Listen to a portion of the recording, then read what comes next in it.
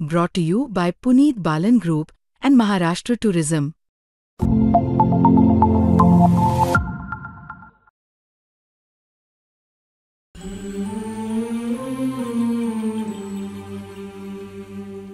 आमची जी लढाई आहे ती टेररिझमच्या विरुद्ध आहे, पाकिस्तानी लोकांच्या विरुद्ध नाही आहे. पण मग पाकिस्तानीने ते वाढवलं आपल्यावरती अजून हमले करून. तुम्ही काहीतरी कराल तर तुम्हाला त्याचा परिणाम घ्यावा लागेल. पाकिस्तानला जेव्हा गरज पडली तर नेमकं चायना तर मदतीला येईलच, पण चायनाच्या विरुद्ध आपलं काय केलं तर पाकिस्तान त्याचा फायदा घेईल. आता आपण जे केलं ते नुसतं एक लष्करी कारवाई होती, युद्ध नव्हतं. आणि दुसरं हे युद्ध विराम नाही आहे, सीजफायर नाही आहे, नुसतं तात्पुरतं आपण ही कारवाई थांबवली आहे. अजून एक ओळख मला नरवणे सरांची करून द्यायची आहे की ते लेखक सुद्धा आहेत. आणि बऱ्याचदा एका लष्कर प्रमुख राहिल्यानंतर लेखक होणं हे थोडंसं मला माहित नाही की किती डिफिकल्ट असतं, किती सोपं असतं. पण आत्ताच त्यांनी एक पुस्तक लिहिलेलं आहे, द कॅन्टोन्मेंट कॉन्स्पिरसी.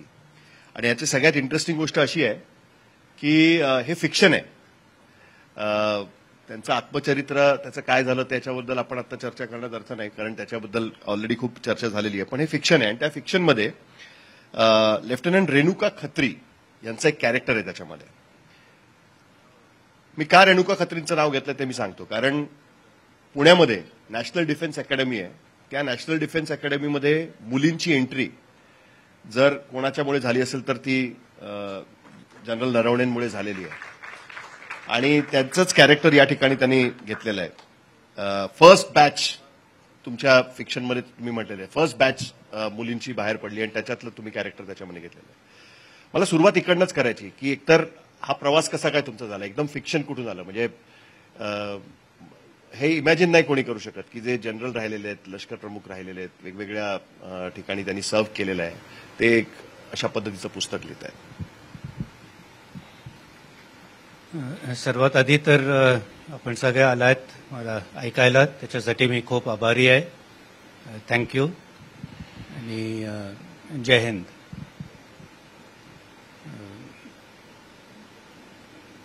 तर सर्व्हिसमध्ये आम्हाला वेगळं लिहावंच लागतं, मिलिटरी पेपर्स लिहावे लागतात. आमचे जेव्हा कोर्सेस होतात, डिग्रीज होतात, तेव्हा डिसर्टेशन लिहावं लागतं. तर असं लिखाण तर असतंच. मी माझं PhD केलं, त्याचं सुद्धा थिसिस लिहिलं, 400-500 पेजचं होतं ते. तर मला वाटलं की आता काहीतरी वेगळं करायला पाहिजे. आणि वेगळं म्हणजे काय तर मी म्हटलं जरा ट्राय करूया हे जमतंय की नाही. आणि त्याच्यामधनं ही कल्पना आली की एक फिक्शनचं एक ट्राय करूया. And this cantonment conspiracy that is end result of that. पण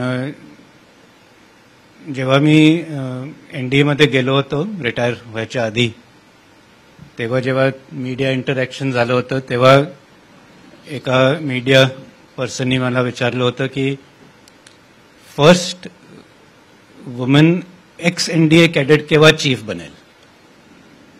तर मी थोडंसं क्विक कॅल्क्युलेशन केल्यानंतर म्हटलं about 40 years from now, which is how long it took me to become chief. पण म्हणून तेव्हा मी जेव्हा सगळे कॅरेक्टर्स पात्राचं म्हणजे आयडिया लावत होतो ते म्हटलं की why not make the hero heroine from NDA आणि त्यापैकी the first woman ex NDA. बायका आर्मीमध्ये बरेच वर्ष आहेत, खूप वर्ष झाले. ते ऑलरेडी कर्नल्स बनले आहेत, पुढे जाऊन ते ब्रिगेडियर्स जनरल सुद्धा बनतील. तर हे नाही की बायका नाही आहेत आर्मीमध्ये, पण NDA मधनं बाहेर पडलेले ही फर्स्ट बॅच असेल आणि ती सुद्धा पुढच्या वर्षी. आता याच महिन्यात NDA मधनं ते पास आउट होतील, एक वर्ष IMA मध्ये जातील ट्रेनिंगला आणि मे जून 2026 मध्ये ते ऍक्च्युली कमिशन महिन्याभरातच पहिली बॅच बाहेर येणार, एनडीए मधली पहिली बॅच बाहेर येईल. आणि म्हणून हे पुस्तक सुद्धा माझं जून जुलै 26 मध्ये सेट आहे. इंटरेस्टिंग गोष्ट अशी आहे की सर, महिलांचा आपण उल्लेख केला त्याच्यामध्ये, आणि ज्यावेळेस डीजीएमओचं ब्रीफिंग होतं त्या ब्रीफिंगमध्ये 2 महिला अधिकारी आपल्याला दिसत होत्या, कर्नल सोफिया कुरेशी आणि त्याचबरोबर व्योमिका सिंग, विंग कमांडर व्योमिका सिंग त्या तिकडे ब्रीफिंगसाठी होत्या. हे आतापर्यंत कधीच घडलं नव्हतं. त्याला वेगवेगळ्या पद्धतीने बघितलं जात आहे की काही मेसेज द्यायचा होता, भारताकडनं मेसेज द्यायचा होता, आणि ते ऑपरेशन सिंदूर आणि ते सगळं सिंक त्याच्यामध्ये होत होतं. तुम्ही त्या गोष्टीकडे कशा पद्धतीने बघता? आतापर्यंत कधीच भारतीय सेनेकडनं देण्यात येणारं ब्रीफिंग, ज्याला एक फॉर्मॅलिटी असते एका पद्धतीची, ते मेसेजिंगसाठी अशा पद्धतीने कधी वापरलं गेलं होतं. तुम्ही कशा पद्धतीने याकडे बघता? आम्ही जेव्हा एक ऑफिसरकडे बघतो तेव्हा तो आमच्या नजरेमध्ये एक ऑफिसर आहे. तो जेंट मेल ऑफिसर आहे का फिमेल ऑफिसर आहे त्याच्यावरती आम्ही लक्ष देत नाही. आणि आमचं काही डिस्क्रिमिनेशन नाही आहे based on gender, race, religion. ते आणि असं केल्यामुळेच आम्ही इतकं एक प्रोफेशनल आर्मी आहोत. आणि जेव्हा मी आर्मी म्हणतो, मी आर्मीमधलं आहे म्हणून आर्मी शब्द तोंडात नाही येतं, पण आर्मी म्हणजे आर्मी, नेव्ही, एअरफोर्स, सगळे डिफेन्स सर्व्हिसेस जे आहेत. तर आम्ही वेटेज देतो प्रोफेशनल कॉम्पिटन्सवरती. And gender is actually immaterial. But there was certain message, काहीतरी एक मेसेज द्यायचा होता या ब्रीफिंगच्या माध्यमातून की भारतामध्ये आणि आपण एक आहोत या पद्धतीचा, याच्यामध्ये मीडियामध्ये पण खूप चर्चा त्या बाबतीमध्ये झालेली होती. म्हणून हा प्रश्न उपस्थित होतो की अशा पद्धतीने मेसेज आपण कधी दिला नव्हता. थोडंसं तर सगळंच मेसेजिंग तर असतंच. आणि 2 महिला घेतले, ते सुद्धा एक मुस्लिम एक हिंदू, तर नक्कीच मेसेजिंग होतं त्याच्यामध्ये. त्याच्यात काही म्हणजे शंका नाहीये. नाही, पण सर हा प्रश्न याच्यासाठी उपस्थित होतो कारण मला जेवढं आठवतंय 2016 मध्ये जेव्हा आपण सर्जिकल स्ट्राईक केल्या होत्या तेव्हा डीजीएमओ यांनी येऊन मला वाटतं ब्रीफिंग केलं होतं. जे साहिल जे प्रश्न विचारला की म्हणजे I am not talking about the rank, पण आपण म्हणजे पहिल्यांदा असं एक परंपरा असावी की डीजीएमओच ब्रीफिंग करतील, नंतर आपण मग डीजीएमओला ब्रीफिंगला आणलं. पण सुरुवातीला आपण 2 ऑफिसर्स आणि फॉरेन सेक्रेटरीनी ब्रीफिंग केली. तर त्याच्यात मेसेजिंग तर होती कारण प्रोटोकॉल जो होता की डीजीएमओच ब्रीफिंग करतात तो आपण तोडला कुठे ना कुठे.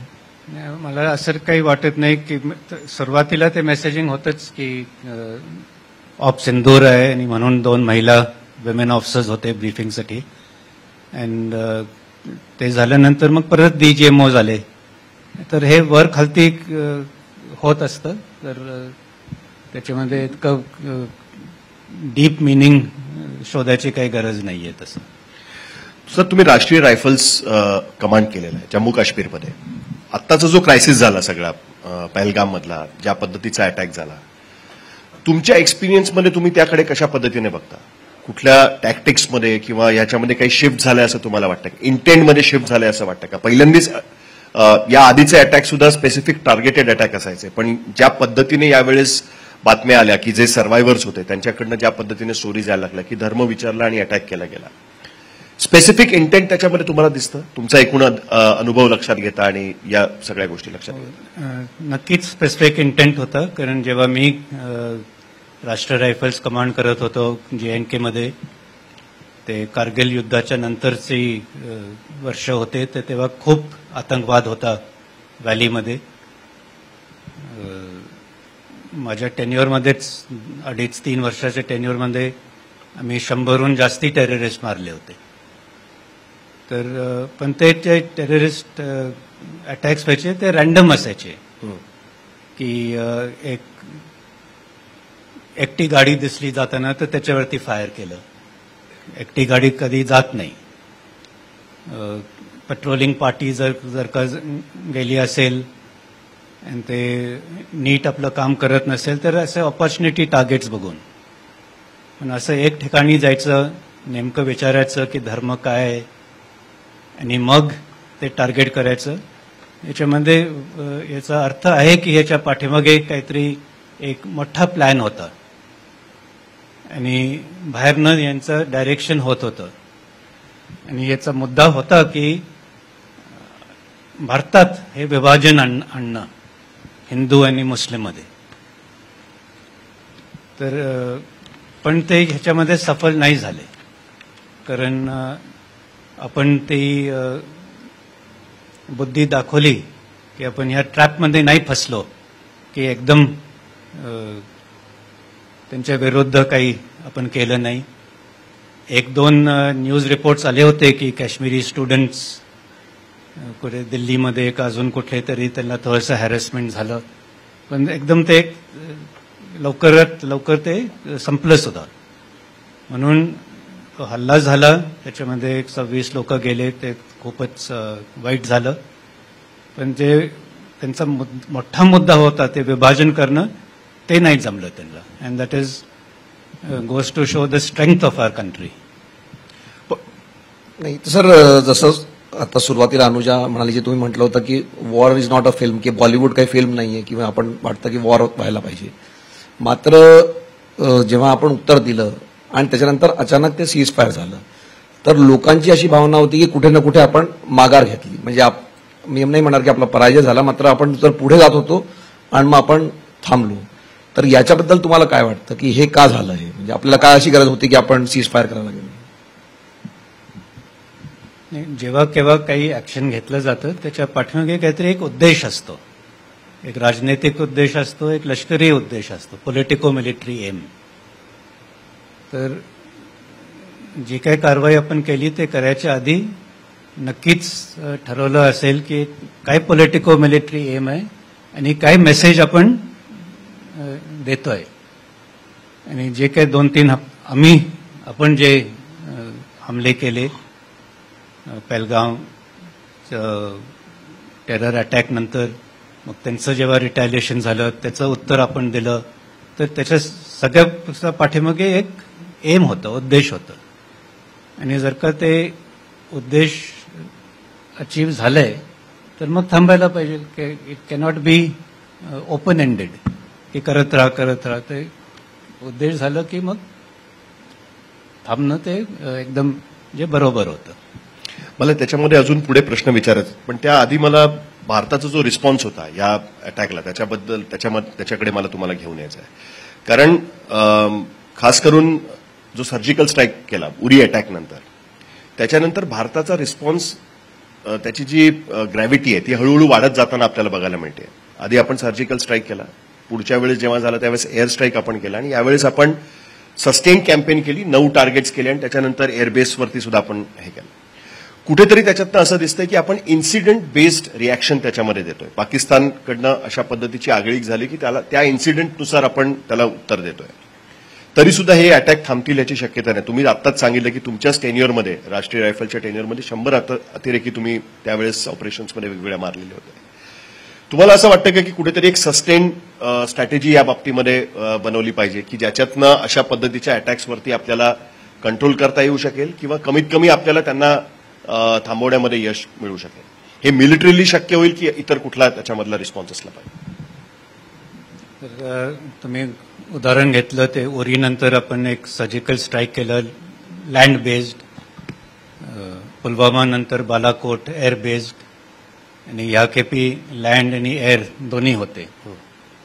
तर आपलं रिस्पॉन्स असं वाढत चाललंय. पण उरी आणि बालाकोटमध्ये आपण नुसते जे टेरर टार्गेट्स होते आणि टेरर कॅम्प्स होते ते सुद्धा बॉर्डरच्या जवळचे, नुसतं त्यांना टार्गेट केलं. त्यांचं लिडरशिप जे आहे, टेररिस्ट लिडरशिप, आणि जे मिलिटरी लिडरशिप का मिलिटरी बेसेस आहेत त्यांना आपण टार्गेट केलेलं नव्हतं. या केपी सुद्धा जेव्हा पहिली स्ट्राईक गेली तेव्हा नुसतं ते टेररिस्ट कॅम्प्स आणि हेडक्वार्टर्सवरती केलं, मिलिटरी टार्गेट्सवरती नाही. तर आपण एक क्लिअर एम पाठवत, एक इंडिकेशन देत होतो की आमची जी लढाई आहे ती टेररिझमच्या विरुद्ध आहे, पाकिस्तानी लोकांच्या विरुद्ध नाही आहे. पण मग पाकिस्तानीने ते वाढवलं आपल्यावरती, अजून हमले करून, आपले मिलिटरी टार्गेट्सवरती हमले करून. त्याचं मग आपण उत्तर त्यांच्या मिलिटरी टार्गेट्सवरती केलं, एअर बेसेसवरती केलं.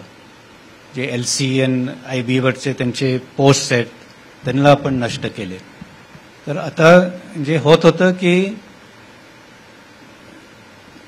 जे कॉस्ट आहे ते त्यांना पडत नव्हतं, पण आता त्यांना पडलंय.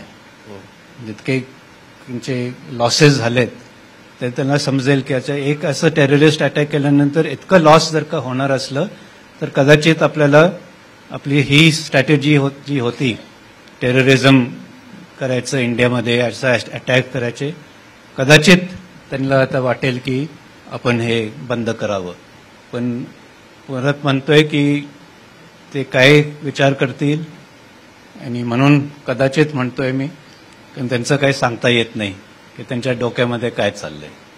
तुम्ही कदाचित शब्द वापरला तोच मी खरं तर पकडला होता की कदाचित ह्याच्याबद्दलच मला घेऊन जायचं होतं. पण ज्याला अमेरिकन प्रेसिडेंट ती टर्मिनॉलॉजी खूप वापरतात, मला माहित नाही की तो इथे मी वापरली पाहिजे की नाही, पण I think it fits the terminology की आपलं डॉक्ट्रिन आता टिट फॉर टॅट डॉक्ट्रिन झालेलं आहे एका पद्धतीने, की तुम्ही असं केलं तर आम्ही असं करणार.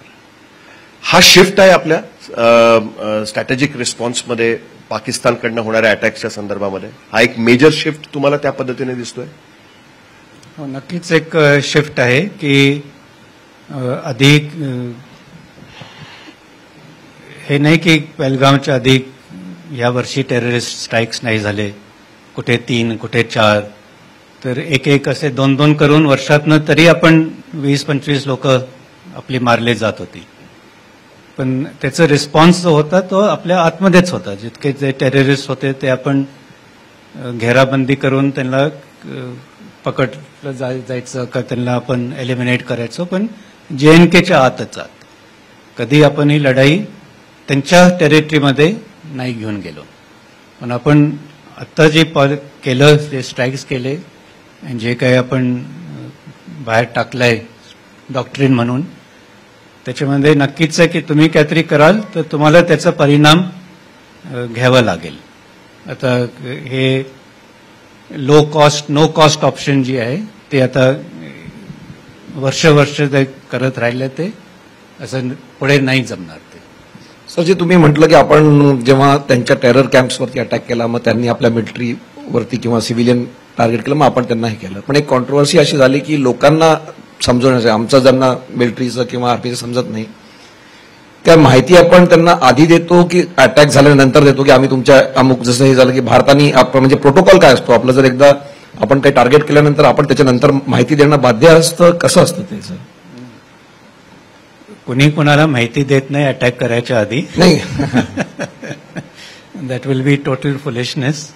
आणि अटॅक झाल्यानंतर काय सांगायचं, त्यांना माहिती आहे कुठे अटॅक झालाय, ते सांगायची काय गरज आहे. तर बॉम्ब माझ्यावरती जर पडलाय तर मला माहिती आहे की माझ्यावरती बॉम्ब पडलाय. तर दोन्ही चुकीची कल्पना आहे की कुणी सांगणार आहे तर त्याच्यानंतर सांगणार आहे की आम्ही हल्ला केलाय, तर ते तर उघडच आहे की कुठे कुठे हल्ले झालेत. नाही, म्हणजे जर DGMO वगैरे फोन करून सांगत नाही दुसऱ्या पार्टीला की आम्ही असं याला टार्गेट केलं, आम्ही फक्त टेरर कॅम्पला अटॅक केला, असं काही आपण काही कन्वे नाही करत त्यांना नंतर, म्हणजे मी ते त्यांना समजायला पाहिजे की जे टार्गेट्स आपण केले, टेरर कॅम्प्स आणि टेरर इन्फ्रास्ट्रक्चर, टेरर हेडक्वार्टर्स, तर त्यांनी जर का बरोबर अनालिसिस केलं असतं त्याला स्वतः समज आली असती की ते इथपर्यंतच सीमित आहे आणि त्यांनी ते वाढवायला नको होतं. पण त्यांनी वाढवलं तर आपण वाढवलं. तुमचं एक ट्विट या काळामध्ये आलेलं होतं 10 मेचं, ज्या दिवशी सीज फायर झालं त्या दिवशीचं एक ट्विट आहे. फार इंटरेस्टिंग ट्विट आहे आणि मला असं वाटतं की ते थोडंसं इलॅबोरेट केलं पाहिजे लोकांसाठी, म्हणून मला हा प्रश्न तुम्हाला विचारावासा वाटतोय. आय गॉट अ चान्स आज म्हणून मी तुम्हाला विचार. तुमचं ट्विट असं आहे, the cessation of military operations on land, sea and air from 1700 hours, म्हणजे 5 वाजल्यापासून जी अनाउन्समेंट झाली बेसिकली की आज संध्याकाळी 5 पासून आम्ही बंद करतो, is most welcome development. However we must continue to maintain the pressure on other fronts to reach a permanent long lasting solution. We cannot keep having an incident based response, जो मी बघायची प्रश्न विचारला. And issuing lives of losing lives to terror strikes. This is a strike 3. हे पुढची line फार interesting आहे. This is strike 3, no more chances in future. हा तिसरा स्ट्राईक, म्हणजे मी तीन स्ट्राईक जे म्हणून दाखवले त्यातला हा तिसरा स्ट्राईक होता. याचा अर्थ काय काढायचा की यापुढे तुम्हाला परत आम्ही चान्स देणार नाही की आपल्याला तो चान्स मिळणार नाही त्या पद्धतीने. आणि जर त्यांना चान्स मिळणार नाही असं आपण सांगत असू तर कशा पद्धतीचा रिस्पॉन्स तुम्ही एक्सपेक्ट करता? ते एक तर ट्विट करणं इज व्हेरी डेंजरस. पण ते स्ट्राईक 3चं जे संदर्भ होता ते खरं म्हणजे तो बेसबॉल मधला संदर्भ होता. Strike 1, strike 2, strike 3. Okay. आणि स्ट्राईक 3 म्हणजे your out. So it was in that context की 3दा तुम्ही केले, 3दा आम्ही केले, तर नाव आम्ही पुन्हा तुम्हाला चान्स देणार नाही. तर तुम्ही आपलं रवैया आहे ते बदली करा, नाहीतर अजून नुकसान जो आहे तुम्हालाच पडणार आहे. तर ते होतं स्ट्राईक 3. सर, यावेळी एक जी नवीन गोष्ट पाकिस्तान आणि चायना बरोबर, म्हणजे त्यांनी त्यांचे विमानं, त्यांचे हत्यार वगैरे, तर तुम्ही लष्कर प्रमुख असतानाही चीन बरोबर इन्सिडेंट झाला होता. तर आता हे काय आपण पहिल्यांदा बघतोय की पाकिस्तान आणि चीन बरोबर आहे, आणि हे किती मोठा थ्रेट आहे? कारण आपण पहिले त्यांना वेगवेगळं बघायचो की एक पाकिस्तान आणि एक चीन, आणि दोघं बरोबर आलेत, तर याचा काय ओव्हरऑल परिणाम आहे? आपण नेहमीच 2 थ्रेट्स आहेत, पाकिस्तान आणि चायना, आणि त्यांचं मिळून तो कल्युझिव्ह थ्रेट आहे. ते नेहमीच आमच्या प्लॅनिंगमध्ये असतं की कुठल्या इन्सिडेंटमध्ये कोण कुणाची मदत घेईल. तर पाकिस्तान ह्याच्यामध्ये ज्युनियर पार्टनर आहे चायना आणि पाकिस्तानच्या रिलेशनशिपमध्ये. तर पाकिस्तानला जेव्हा गरज पडली तर नेमकं चायना तर मदतीला येईलच. पण चायनाच्या विरुद्ध आपलं काय केलं तर पाकिस्तान त्याचा फायदा घेईल. पण चायना पाकिस्तानला असं स्पष्ट म्हणणार नाही की तुम्ही आमच्या मदतीला या, कारण मग ते त्यांच्यासाठी तो कमीपणा असेल. चायनाला मदत लागेल म्हणूनच मी समजून सांगतोय की म्हणून ते मुद्दाहून असं नाही करणार. पण हे बघून की आपलं लक्ष चायनाकडे गेलंय, त्याचा फायदा घेऊन पाकिस्तान आपल्या वेस्टर्न बॉर्डरवर काहीतरी अजून आपल्याला हे करू शकतो. पण पाकिस्तान जेव्हा विरुद्ध जेव्हा आपलं काहीतरी होईल तर पाकिस्तान नक्कीच चायनाची मदत मागणार. आणि ती मदत जेव्हा काही इन्सिडेंट होतं तेव्हाच नाही, पण आधी सुद्धा पीस टाईममध्ये सुद्धा इक्विपमेंट देऊन, ट्रेनिंग देऊन, जेव्हा काही इन्सिडेंट होतो तेव्हा सॅटेलाइट इमेजरी, इंटेलिजन्स देऊन. पण असं डायरेक्टली चायना असं युद्धात इन्व्हॉल्व नाही होणार. ते पाकिस्तानच्या थ्रूच जे करायचं ते करेल. पण मग डिफरन्स का? चायनाकडनं एखादी चूक झाली चीनकडनं, ज्याचा मगाशी मिलिंदनी उल्लेख केला की गलवानमध्ये झालं किंवा त्याच्या आधी डोकलाममध्ये जे झालं होतं, त्यावेळचा आपला रिस्पॉन्स आणि पाकिस्तानने टेरर ऍक्टिव्हिटी केल्यानंतरचा आपला रिस्पॉन्स, ह्याच्यामधला हा फरक का आपल्याला बघायला मिळतो? मिअरली बिकॉज चीन आहे आणि पाकिस्तान आहे, हा त्याचा अर्थ आहे की is it military might of China आणि मिलिटरी माइट ऑफ पाकिस्तान? असं काही नाही. ते जे डोकलाममध्ये झालं, जे गलवानमध्ये झालं, ते टेररिझम नव्हतं, काही असं टेरर ऍक्ट नव्हतं. It was violation of laid down protocols, violation of laid down agreements. तर त्याचा आपण विरोध केला की आपण अग्रीमेंटच्या प्रमाणे ABC करायचंय, तुम्ही ते करत नाही आहात. तर आपण त्याचा विरोध केला आणि म्हणून ते इन्सिडेंट झाले. आणि गलवानमध्ये तर आपण दाखवलं की आपण त्यांच्या विरुद्ध ऍक्शन घेऊ शकतो. आणि आपला ऍक्शन घेतल्यानंतर जे डिस्कशन झाले त्याच्यामध्ये ते पाठीमागे सरकले. आणि पहिल्यांदाच असं कधी झालंय की चीन पाठीमागे सरकलंय. मुख्य गोष्ट ही खरं बघायला गेलं तर. आणि एक इंटरेस्टिंग गोष्ट आहे की इंडिया टुडे ग्रुपने काही दिवसांपूर्वी एक सर्व्हे केला होता आफ्टर द सीज फायर, आपल्या सीज फायरची अनाउन्समेंट झाल्यानंतर. त्या सर्व्हेमध्ये असं विचारलेलं होतं की पाकिस्तान की चीन जास्त धोका कोणाकडनं वाटतो भारताच्या लोकांना. आणि हा सर्व्हे सीज फायरच्या आधी आणि सीज फायरच्या नंतरही करण्यात आलेला होता. सीज फायर नंतरच्या सर्व्हेमध्ये भारतातल्या लोकांकडनं रिस्पॉन्स असा देण्यात आला की चीनकडनं सगळ्यात जास्त धोका आहे. कारण पाकिस्तानवरती आपण अशा पद्धतीने अटॅक केले तरी सुद्धा पाकिस्तानचा रिस्पॉन्स कितपत असू शकतो याची कल्पना साधारणतः भारताला ऑलरेडी आलेली आहे.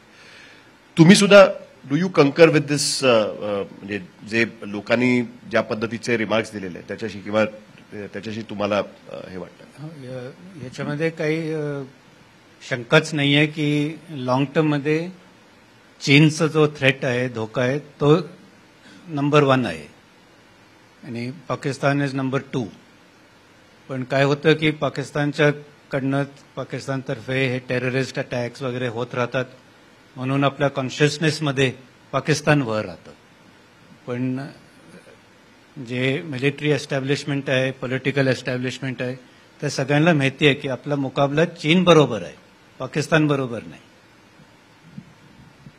पण सर, हे जे आता मी परत पहलगामवरती जातो, एक व्ह्यू असा होता देशामध्ये की पॉलिटिकल व्ह्यू म्हणता येईल की त्यांनी आपले 26 लोक मारले आणि आपण we went for a war.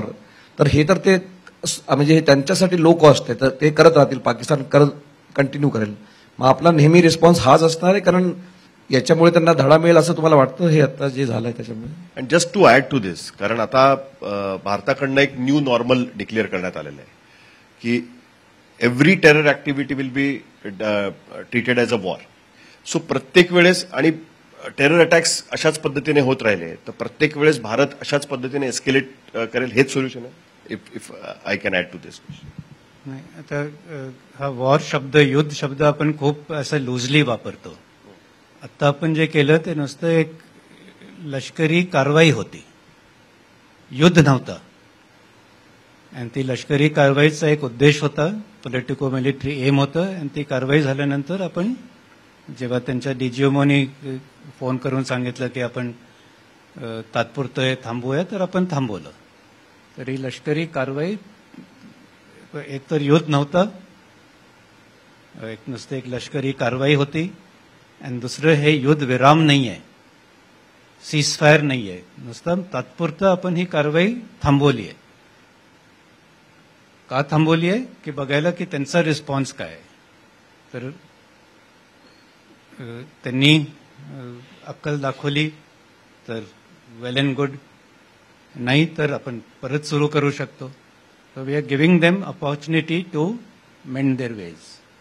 पण हे सुद्धा नाही आहे की सगळं मिलिटरी ॲक्शननीच होणार. एक DIME, डाईम म्हणून एक कन्सेप्ट असतो, डिप्लोमसी, इन्फॉर्मेशन, मिलिटरी आणि इकॉनॉमिक्स. तर ही चारही गोष्टी करायला पाहिजेत आणि जे आपण आता करतोय, नुसतं मिलिटरी ॲक्शननी नाही. हे IWT, इंडस वॉटर ट्रीटीला स्थगित करणं, ते इकॉनॉमिक ईच्या खालती आलं. ट्रेड लिंक्स तोडणं, ते ईच्या खालती आलं. जे डिप्लोमॅटिक आउटरीच करतोय, ते सगळे डेलिगेशन गेलेत, ते डी मध्ये. Information war, social media war, त्याच्यामध्ये आपल्याला लक्ष द्यायला पाहिजे. So we have to win the narrative also. It is not enough to win the physical battle, to win the battle of the narratives. तर हे सगळे गोष्टी जेव्हा एकत्र येतील तर तेव्हा कदाचित त्यांचं जे बिहेवियर आहे त्याच्यामध्ये आपण काही बदलाव लावू शकू. पण कन्व्हेन्शनल वॉर बदललंय असं नाही वाटत तुम्हाला? कारण तुम्ही म्हणालात की हे वॉर नव्हतं, पण तरी सुद्धा मराठीमध्ये युद्ध हा शब्द फार सोप्या ह्याच्यात वापरला जातो. म्हणजे आपण मराठी न्यूजपेपर बघू किंवा बघू तर युद्ध झालं असं खूप सिम्पली वापरतात शब्द. पण ज्याला आपण कन्व्हेन्शनल ट्रॅडिशनल वॉर म्हणतो आपण की युद्ध, त्याच्या कॉन्सेप्ट आता पूर्णपणे बदलल्यात. पहिल्यांदाच आपण बघितलं की 500 ड्रोन भारतावरती पाठवले. मग आपली एक इंडिजिनियस आपण सिस्टीम बनवली आकाश, त्याच्यातनं आपण ते ड्रोन्स अटॅक आपण परतवले. आपल्याकडे S-400 ची एक सिस्टीम रशियाकडनं आपण घेतली होती. तर कन्व्हेन्शनल वॉरचे सगळ्या ज्या कॉन्सेप्ट आहेत त्या पूर्णपणे आता बदलून गेल्यात. त्याच्यामुळे आपल्याला युद्ध नावाची गोष्ट आता त्या पद्धतीची दिसेलच असं नाही.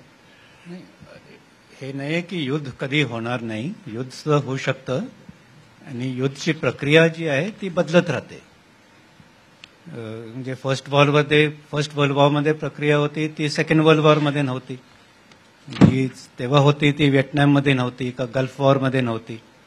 तर ते मेथॉडॉलॉजी जी आहे ते बदलत राहते.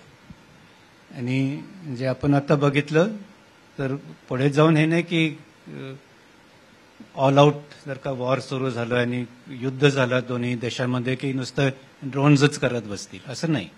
ड्रोन सुद्धा वापरले जातील, ग्राउंड फोर्सेस सुद्धा वापरले जातील, नेव्ही सुद्धा वापरली जाईल जी याखेपी बाहेर म्हणजे त्यांनी शो ऑफ फोर्स केला होता पण actually navy didn't fire. So all people will come together and then that will be all out war. पण त्याच्यामध्ये कुठले टॅक्टिक्स आपण वापरू ते नेहमीच त्याच्यामध्ये बदलाव असतो. शेवटी मला फक्त एकच विचारायचं आहे, कारण ही प्रतिक्रिया फक्त तुमच्याकडनंच मी बघितलेली आहे. तुमची एक प्रतिक्रिया मी वाचली होती की as a military man if ordered I will go to war but that would not be my first choice. म्हणजे एक लष्करी अधिकारी म्हणून मला आदेश दिला तर मी जाईन युद्धाला, पण हा माझा काही पहिला चॉईस नसणार आहे म्हणून. तर ही परिस्थिती आता राहिली आहे का भारत आणि पाकिस्तानमध्ये, का आता प्रत्येक ह्याच्यामध्ये आपल्याला त्याच पद्धतीने रिस्पॉन्स बघावा लागेल?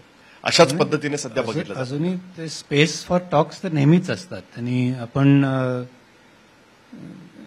आपले राष्ट्रीय जे आपण म्हणतो की resolve problems through discussion and dialogue, प्रधानमंत्र्यांनी म्हटलं होतं की this is not an era of war.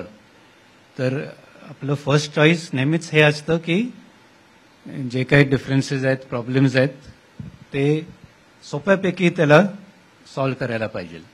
War is the last resort.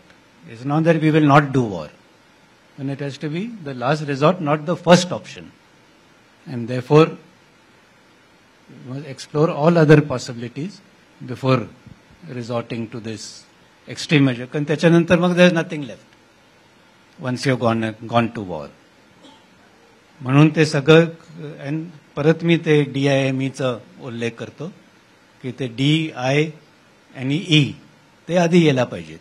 M शेवटी असतं. M so it's actually should become DM and not dime. Dime is easier to remember म्हणून.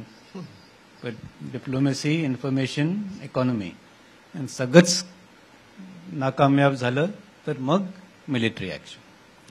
फार interesting आहे खरं तर. आणि म्हणूनच कधी कधी टेलिव्हिजन चॅनलच्या स्टुडिओमधनं बाहेर येऊन ज्यावेळेस आम्ही तुमच्याशी ही आता जी काय आपण चर्चा करतोय त्याच्यातनं एक नवीन गोष्टी आम्हाला कळतात त्याच्यामध्ये. खूप खूप धन्यवाद सर, तुम्ही आज आमच्या जय हिंद उत्सवमध्ये आलात आणि या बाबतीमध्ये तुमचं विवेचन ठेवलं त्याच्याबद्दल. आणि नरवणे सरांचं पुस्तक आलेलं आहे द कॅन्टोन्मेंट कॉन्स्पिरसी. बाहेर कोणाला जर विकत घ्यायचं असेल तर ते विकतही घेऊ शकतात. सर त्याच्यावरती ऑटोग्राफ पण देतील, तुम्ही सही सुद्धा त्याच्याबद्दल देतील असं त्यांनी त्याच्यामध्ये सांगितलेलं आहे. आणि हीच अपेक्षा ठेवतो की अजून तुमची अशी पुस्तकं आम्हाला बघायला मिळतील. कदाचित मराठीतही आम्हाला लवकरच बघायला मिळेल अशी अपेक्षा ठेवून. ते फीडबॅकवरती अवलंबून आहे. तुम्हाला आवडलं आणि फीडबॅक दिला तर कदाचित मी विचार करेन अजून एक लाईटचं रेणुका खत्री मिस्ट्री सिरीज. धन्यवाद sir. Thank you sir. Thank you. Naravane sir, खरं तर आत्ताच्या या परिस्थितीमध्ये आम्हाला कोणालाच प्रत्यक्ष जवानांना भेटून सलाम करता येणार नाही, पण तुम्हाला हा सलाम असणार आहे आणि तुमच्या मार्फत तो त्यांच्यापर्यंत सुद्धा पोहोचेल ही अपेक्षा. आणि अर्थात तुम्ही महाराष्ट्राचे सुपूर्त आहात, तुम्ही लष्कर प्रमुख झालात याचा आम्हाला सगळ्यांना अभिमान आहे. आज तुम्ही या कार्यक्रमाला आलात त्याबद्दल खूप खूप धन्यवाद.